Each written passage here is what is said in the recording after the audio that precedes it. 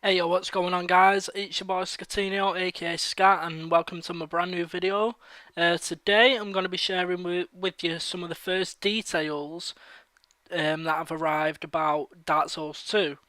Now, IGN have actually spilled the beans on these new details, which actually come from the Dark Souls 2 issue of Edge magazine, which is a British magazine, video game magazine.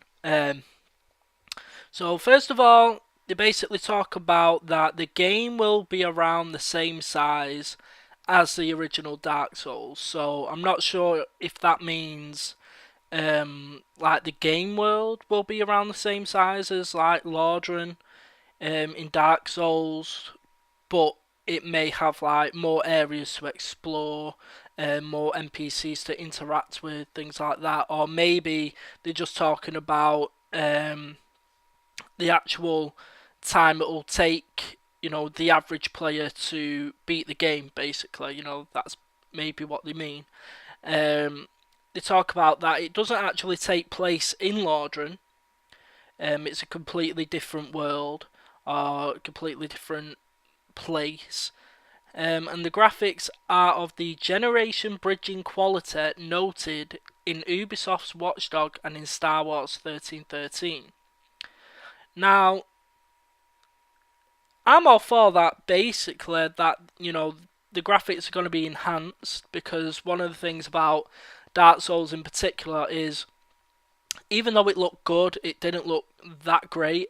And not only that, um, I think for me personally, it's not necessarily just the quality of the actual graphics. The looks of the game. I think they really need to work on the technical aspects of the game because Dark Souls and Demon Souls were really dampened by a lot of frame rate issues. Certain areas of the game like Blighttown and Orlando, there's a lot of slowdown in the game where things get a bit hectic. So that's one of the things that they really, really need to work on this time around.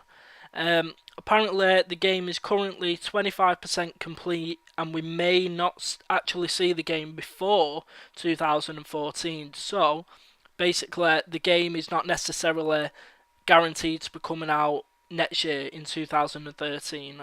I was kind of expecting it to come out around October, but according to this, 25% complete, another 75% to go, and then obviously all testing, bug fixing, things like that. It's highly unlikely it'll come out next year, but the game will be in playable form for like the press and everything, probably at E3. The size of the team working on the game has reportedly increased significantly. So as many of you probably already know who's been following the Dark Souls 2 news, it has got two new directors, with the actual Dark Souls creator moving on to a supervisory role. Although apparently he is keen for the team to return to server-based multiplayer like Demon Souls, but he's not actually involved at all in any of the development decisions. Other bits of information suggest a new morality system, changes to the covenants to make them more accessible, and enhanced action. Because apparently one of the new directors has worked on many action games in the past. I'm not sure what they mean by enhanced action. That actually has me concerned. I'm quite happy with the way Demon Souls and Dark Souls play. I hope they're not going to try and turn this into some kind of fucking Ninja Gaiden game, with a bunch of fucking combos that you're able to pull off and, all that kind of shit. That's not what we want in this game one bit. Um, they want to try and make the story and messaging less subtle. Apparently, one of the directors mentioned that, they may actually limit player options for an early portion of the game to make it simpler to understand the new concepts. Then, after a certain amount of time has elapsed, they will suddenly experience the true Dark Souls experience.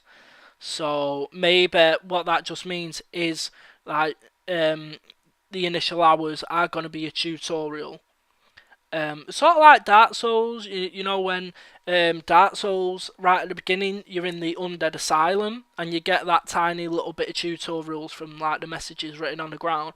Well, maybe it's something like that. It'll start you off in a certain area of the game, give you a tutorial, but a more in-depth tutorial before taking you to this other world or to this other place where the game will then open up for you, like Dark Souls does when the game drops you inside Lordran at the Firelink Shrine. Um, so the creators go on to say, I intend to make it more accessible to players, and that's not just with the Covenant system, but with a lot of other aspects that I feel were more difficult to adapt to. I will follow the same concept as Dark Souls, but there were a lot of hidden story elements that some players may have caught before, may not have caught before, and I'm hoping to make some of that a little bit more clear or directly expressed. So that's it, really, for the moment. The Edge magazine actually goes on sale. I think it's the 20th of December, so sometime next week. So definitely look out for that, and I'll be back with more Dark Souls 2 news as it comes in. Definitely looking forward to this game.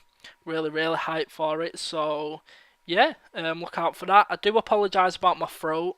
I've got a really bad throat at the moment, so it's making my voice a bit nasty. So yeah, so that's it from me. I'm your boy Scatino, and I'm out. Peace.